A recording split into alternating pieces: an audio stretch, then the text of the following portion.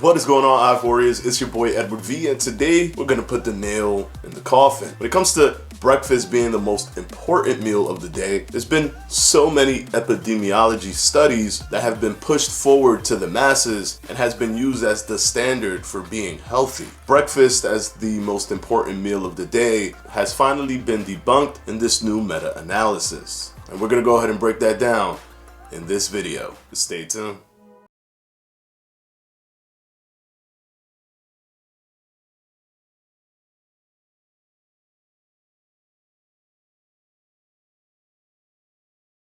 Okay, we're gonna go ahead and jump right into this video. If you ever watched my video essays, in one of the video essays, I talk about the tiers of studies, which can give the findings more plausibility. If you're not randomized, if you're not controlled, you're lower tier. Randomized control is higher tier, and of course, the number one is metabolic ward. So just to give you some context, epidemiology studies are observational studies alone. They're just simply looking at an environment, a community, a group of people, and seeing what their numbers are, what their numbers happen to be, and what their habits are proposed to be. So if they say, okay, well, these people, these group of people are stating that they've eaten breakfast. These group of people are stating that they didn't eat breakfast. Let's see what their weights are. Oh, it appears that this group of people that said that they eat breakfast have less weight on them than the group of people that don't eat breakfast or lost more weight. So based on my observation of their lifestyle, it appears that breakfast is the most important meal of the day. That's how low quality an epidemiology study is. Now, that's not to say that epidemiology studies don't have a purpose. Certain things have to have epidemiology studies because you won't be able to determine it either way. You can't put people in a study, for example, if you're looking at what causes death.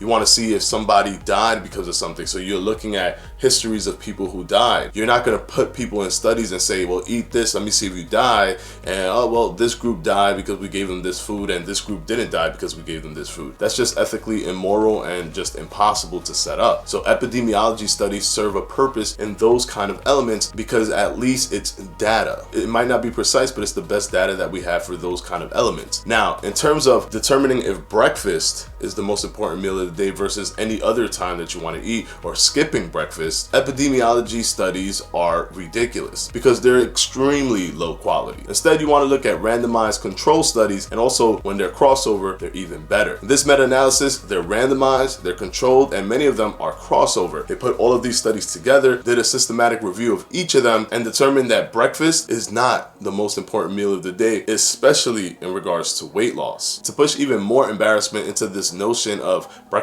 being the most important meal of the day, the study even found that those that skipped breakfast actually lost more weight than those that ate breakfast in the morning, and those that skipped breakfast had a lower energy intake than those that did not skip breakfast in the morning. And this notion is very, very important because for the longest time, they've been saying that if you skip breakfast, you're gonna eat more later on. You're more susceptible to eating later on to compensate for the missing calories that you didn't eat in the morning. So you must eat breakfast because what it does is it keeps you from eating the rest of the day. That was not the case. The studies actually showed that those that ate breakfast ended up having more calorie intake than those that skipped breakfast. Contrary to popular belief, the breakfast eating group gained the most weight. Now, to understand the validity, 2 independent reviewers looked into this meta-analysis. Those that reviewed stuff that were pro-breakfast eating, those that reviewed stuff that were not pro-breakfast eating, to reduce bias in the selection process. Also, to test bias within the study itself, they use a Cochrane's tool of assessing risk of bias. This isn't bias in terms of companies funding the studies. This is bias in terms of if the participants had the risk of bias. So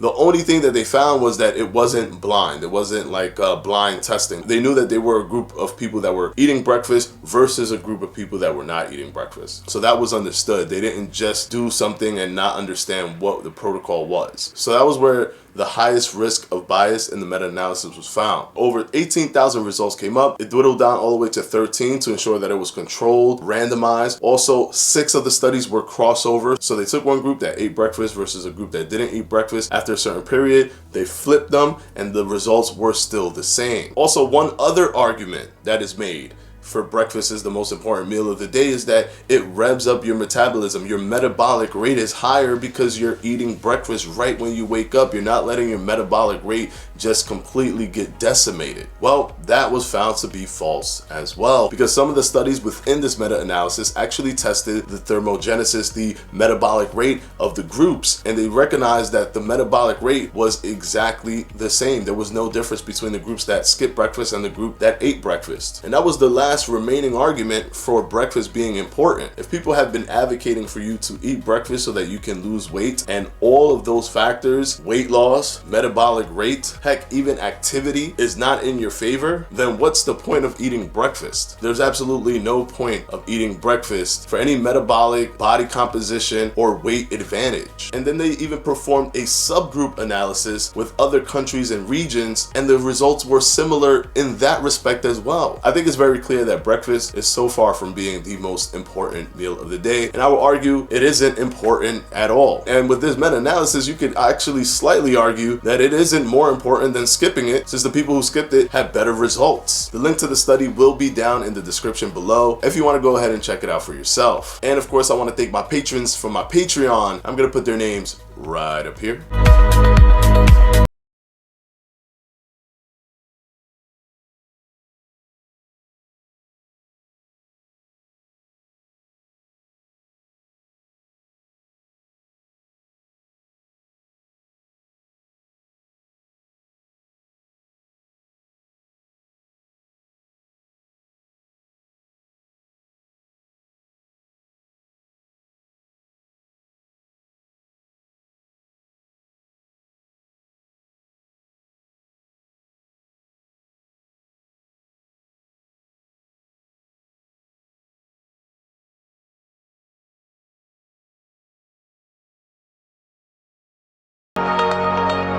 And of course, as always, guys, I will see you on Wednesday for another FAQ.